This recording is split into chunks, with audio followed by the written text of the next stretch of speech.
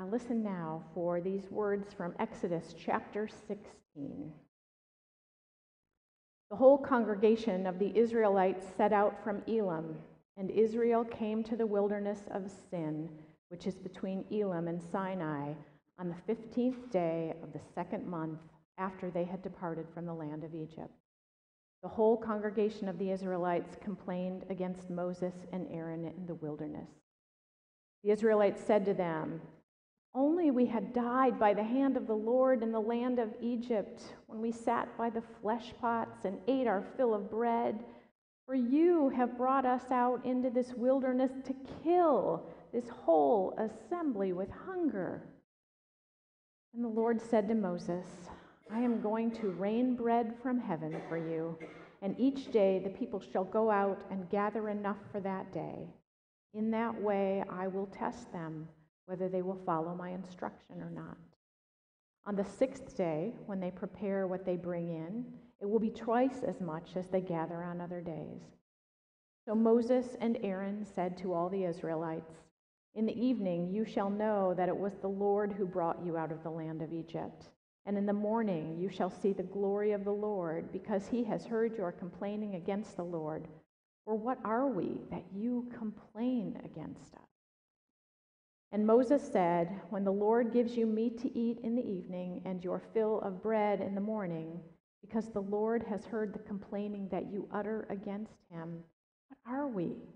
Your complaining is not against us, but against the Lord." Then Moses said to Aaron, "Say to the whole congregation of the Israelites, 'Draw near to the Lord, for he has heard your complaining.'" And as Aaron spoke to the whole congregation of the Israelites, they looked toward the wilderness, and the glory of the Lord appeared in the cloud. The Lord spoke to Moses and said, "I have heard the complaining of the Israelites. Say to them, 'At twilight you shall eat meat, and in the morning you shall have your fill of bread. Then you shall know that I am the Lord your God.'"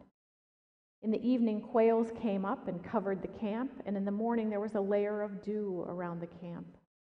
When the layer of dew lifted, there on the surface of the wilderness was a fine, flaky substance, as fine as frost on the ground.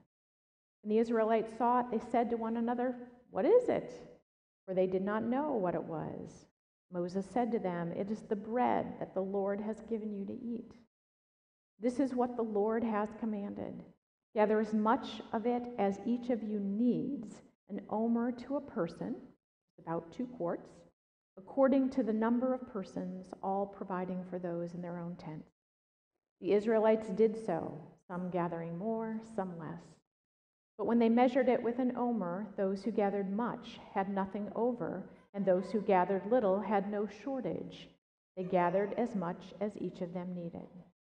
And Moses said to them, "Let no one leave any of it over until morning." But they didn't listen to Moses. Some left part of it until morning, and it bred worms and became foul, and Moses was angry with them. Morning by morning they gathered it, as much as they needed, but when the sun grew hot, it melted.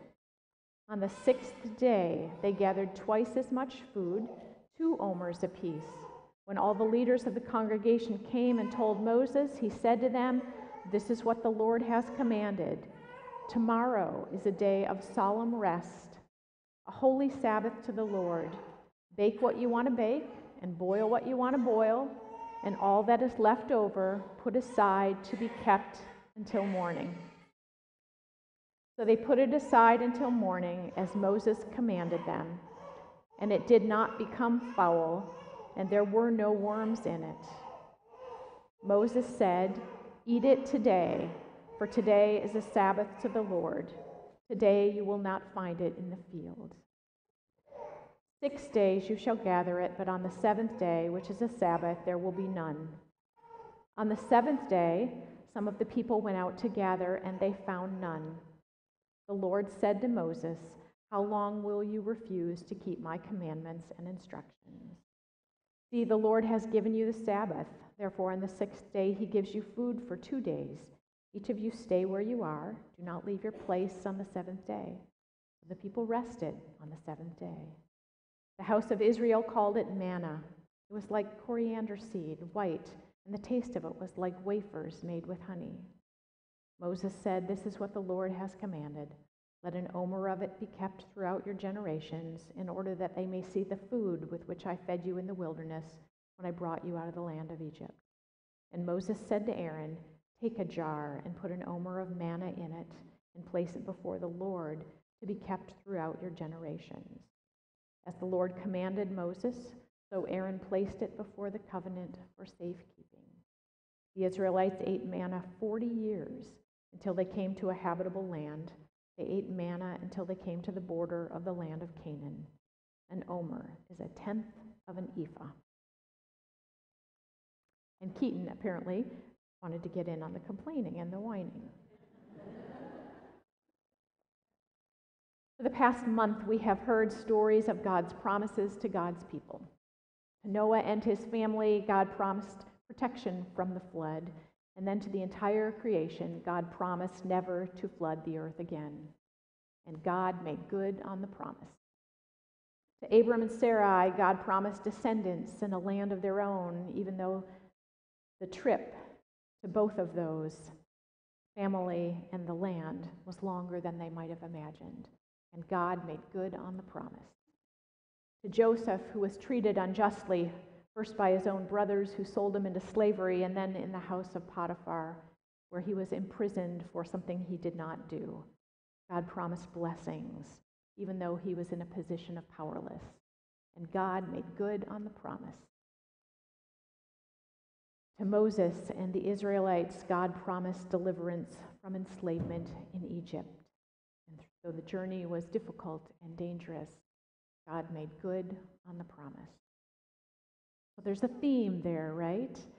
We can trust that God makes good on God's promises. Of course, it doesn't always happen in the way we want or according to the timeline we expect, but we can have faith that God does what God says God will do. The Israelites knew that from their history and their own experience. That ragged band of runaway former slaves had just crossed the Red Sea under Moses' able leadership and watched the pursuing Egyptians drown behind them. They had been doing the happy dance of deliverance from their enemies and certain death that their oppression would have meant, with singing and praising and praying to the faithful God who blessed them with freedom. And 6 weeks later, with the promised land nowhere in sight, the party was over. Their meager provisions were being consumed at an alarming rate, and everywhere they looked, there was sand and more sand. And just like that, the Israelites forgot their first taste of blissful freedom and started whining and complaining about packing their bags and heading back to Egypt, ready to trade liberation for a reliable food source. The word complain is used 7 times in 14 verses, and it pretty well sums up the primary activity of the Israelites in the wilderness. So I'm a mother. I know some things about complaining. First, it's contagious, right? Rarely does just one kid cry at a time. When one starts, the other or the others join in. And I find that to be true with toddlers, teens, and adults as well. Second, complaints quickly turn into accusations. It is always preferable to blame somebody else, usually whoever is in charge, for your past, present, and future discomfort and anxiety. And third, constant complaining is bad for the eyes because it blinds us to the blessings that we do have. It is almost impossible to be grateful for the good if we're looking only for the bad. It is almost impossible to appreciate our abundance when we are obsessing about what we lack. The wilderness can be difficult and desolate and dangerous. In the Old and New Testaments, it typically represents a place of trial and temptation, or a period marked by uncertainty and hopelessness. Both before and after these Israelites were there, many significant biblical characters spent time wandering in the wilderness too, and wondering about their survival. Abraham, Joshua, Jacob, Joseph, and Jesus, of course. Mostly they didn't choose to be there, but they were led there by God or by circumstance. Often absent in the wilderness are adequate food and water and other elements necessary to support basic life. So being in the wilderness for whatever reason, illness, loss, disaster, often forces people to discover things they might not seek to know otherwise, like who they really are and who God really is. In the wilderness, the Israelites find themselves in that murky place between utter bondage and absolute freedom, between the security of knowing what they can expect in captivity, even if it's awful, and the insecurity of not yet being able to imagine the new life God has promised them, even if it's amazing. And in fact, their current anxiety distorts their memory of the recent past. Because all of a sudden, slavery doesn't seem so bad after all.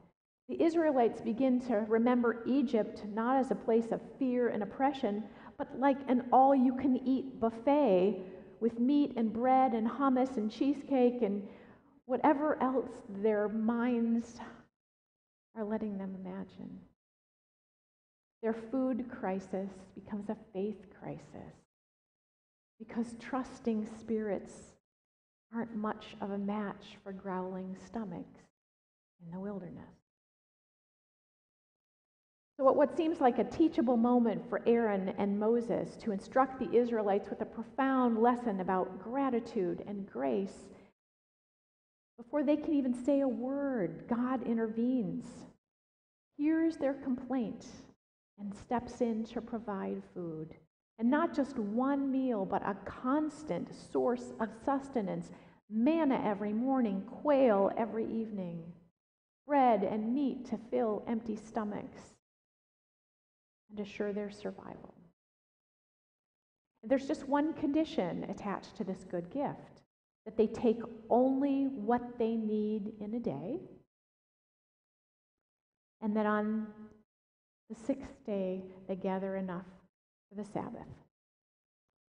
It makes perfect sense in a tropical climate, doesn't it? If you gather too much food, it's going to go bad before you have a chance to eat it. But it's another lesson in teaching them to utterly depend on God and to take time for the Sabbath, to rest in God's provisions. So here's an interesting bit of trivia. Manna is really a thing. It is a naturally occurring phenomenon in the area of the desert where the Israelites were wandering.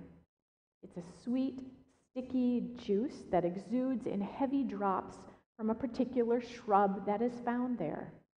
And the substance, which tastes like honey, melts in the heat of the sun after falling on the earth in grains.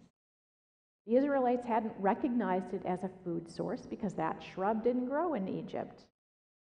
And as we read the story, manna sounds like something sort of mystical and otherworldly, but there really isn't anything supernatural about it. And so the Israelites ate that stuff for 40 years. Raw, cooked, baked, boiled, spread on quail, mixed with a little manna helper. You can bet they figured out ways to use it, so it wasn't the same boring thing every day. But the gift wasn't in the variety. It was in the daily, practical, physical care for their bodies by God in the midst of a troubling place where their survival wasn't guaranteed. And it became for them a sign of God's presence. And think about how often our God blesses us through the most ordinary things in our lives. Manna, quail, bread, juice, one another. Reminding us that we can always look for God there in the ordinary. Biblical scholars talk about a theology of scarcity and a theology of abundance. The theology of scarcity dominates our thinking in this culture, and it certainly drives our economy, and perhaps it informs our own understanding of the world. It says there is only so much to go around, and so each of us individually have to fight and scrape and jostle and do whatever it takes to get what is rightfully ours. It is what drives millions of us into debt and a never-ending quest to accumulate stuff. It puts the individual at the center of the universe by feeding his or her insatiable appetite for more, and we are so hungry because of it. The theology of abundance, on the other hand, says that in creating the earth and all the creatures upon it, God made enough. And because we are created in the image of God, we are called to order our individual and our communal living to reflect God's desire that there is enough for everyone to have. It removes the element of competition for resources, which I suppose takes all of the fun out of capitalism, but it also eliminates the frenzy to amass and hoard, the addiction to stuff, and the pursuit of bigger, better, more. It puts God at the center of the universe because it acknowledges that everything, all wealth in every form, comes from God and is given as a gift for the well-being and health and shalom of every creature, including the earth. There is nothing easy about being hungry. There is nothing easy about being in the wilderness, about living through times of uncertainty and adversity and darkness and despair. It is a tough and anxious time when we are there. Individually, I don't know, you may be there. I think that's where the church finds itself most of the time now, obsessing about it, what it lacks, obsessing about the way it used to be. Remember when the sanctuary was full. Remember when the offering was bigger. Remembering when we didn't worry about the future. We didn't worry about new members. And so because we are focusing so much on what we lack, it is difficult to see the abundance before us. Our faithful and generous neighbors in the pews next to us, a table laden with bread, men and women willing to sacrifice and serve, children eager to be here to learn about faith, money in the bank, a God who hears our cries and complaints and shows up and gives us what we need. World Communion Sunday reminds us that Christ calls us to a table laden with good things, a table where the welcome is expansive. And so on this Communion Sunday, World Communion Sunday, may we not be blind to the abundance God has provided, and may we and Christians far and near continue to witness faithfully and in hope to a God who keeps promises, a God who responds to our complaining, not with anger, but with abundance, with enough. And I want to close with a blessing by a Methodist writer and artist and pastor named Jan Richardson. And her poem is titled, "The Table Will Be Wide."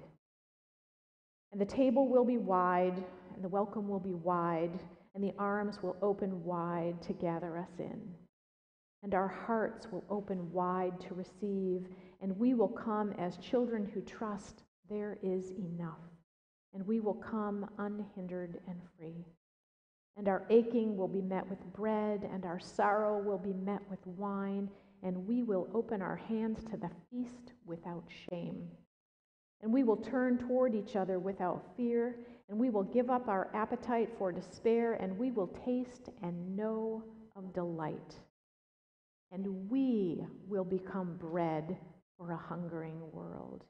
and we will become drink for those who thirst, and the blessed will become the blessing, and everywhere will be the feast. Thanks be to God. Amen.